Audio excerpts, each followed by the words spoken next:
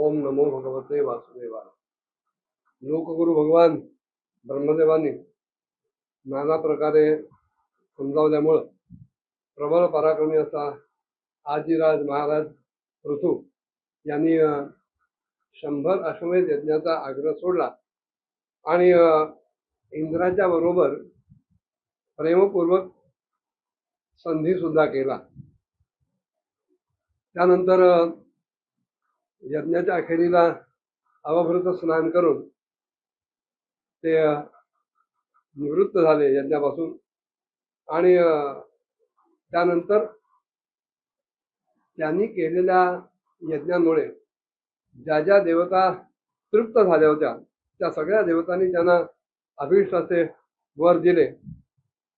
महाराज पृथूंनी अत्यंत श्रद्धापूर्वक सगळ्या ब्राह्मणांना भरपूर दक्षिणा दिली आणि ब्राह्मणांनी सुद्धा त्यांनी केलेल्या सत्कारांनी संतुष्ट होऊन प्रसन्न होऊन समाधान पाहून त्यांना अमोघ असे आशीर्वाद दिले आणि ते सांगायला लागले, महाबाहो, आपण बोलावल्यामुळं पितर देवता ऋषी आणि सर्व मनुष्यगण हे इथे आले होते आणि त्या सगळ्यांचा आपण दान मान वगैरे देऊन यथोचित सत्कार केलाय।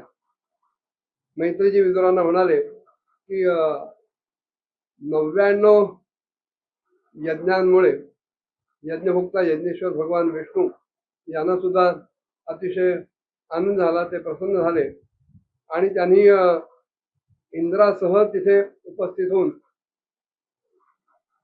पृथ्वीराजांशी बोलायला सुरुवात केली। भगवंत म्हणतात, एषते कारशीत भंगम हयमेध शतस्य क्षमापयत आत्मान अमुष्य क्षंतुमरते, की राजा,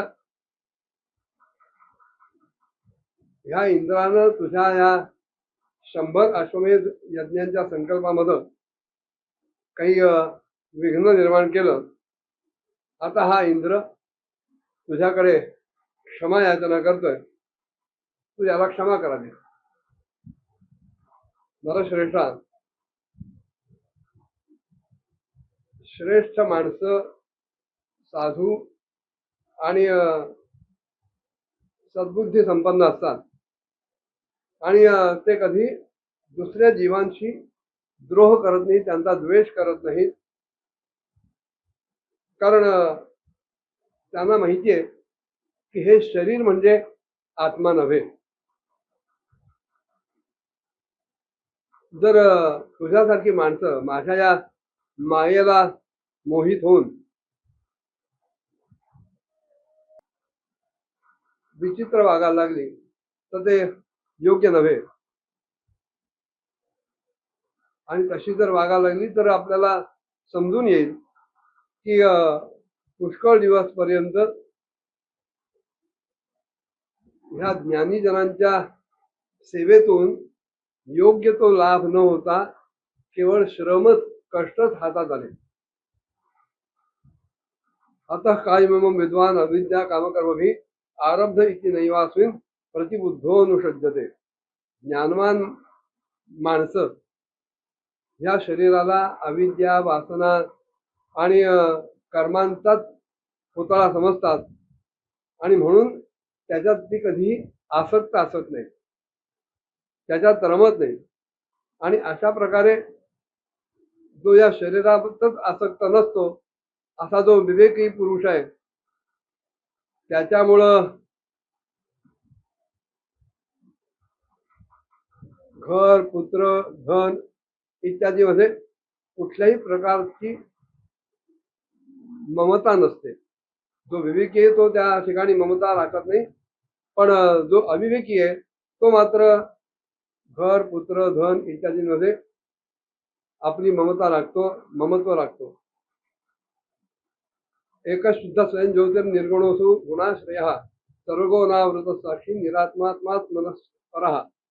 हा आत्मा एक शुद्ध एकच आहे, शुद्ध आहे, स्वयंप्रकाश आहे, निर्गुण आहे, सगळ्या गुणांचं आश्रयस्थान आहे, तो सर्व व्यापक आहे, तो स्वतः निरावरण आहे, आवरण शून्य आहे, सगळ्यांचा साक्षी आहे आणि त्याचप्रमाणे अन्य आत्म्यांपासून वेगळा आहे आणि म्हणून तो शरीरापासून सुद्धा भिन्न आहे. जी माणसं या देहात असलेल्या आत्म्याला अशा प्रकारे शरीरापासून भिन्न जाणतात ते प्रकृतीशी संबद्ध असून सुद्धा कुठल्याही गुणांनी लिप्त होत नाही, त्याच्यात अडकत नाहीत. कारण त्या सगळ्यांची स्थिती ही माझ्यातच समाविष्ट असते, ते माझ्यातच समाविष्ट झालेले असतात. यस स्वधर्मेण मान नित्यम निराशी श्रद्धान्वितः भजते शनके सत्य मनोराजन प्रसिद्धते. जी माणसं कुठल्याही प्रकारची कामना न ठेवता आपल्या वर्णाश्रम विहित कर्माद्वारा धर्माद्वारा नित्य आणि श्रद्धापूर्वक माझी आराधना करतात, त्यांचं चित्त हळूहळू शुद्ध होत जातं. आणि चित्त शुद्ध झालं की त्या माणसांचा विषयांशी असलेला संबंध जो अलीकडे अत्यंत दृढ होता तो हळूहळू क्षीण होत होत होत नाहीसा होतो आणि मग त्याला तत्वज्ञानाची प्राप्ती होते.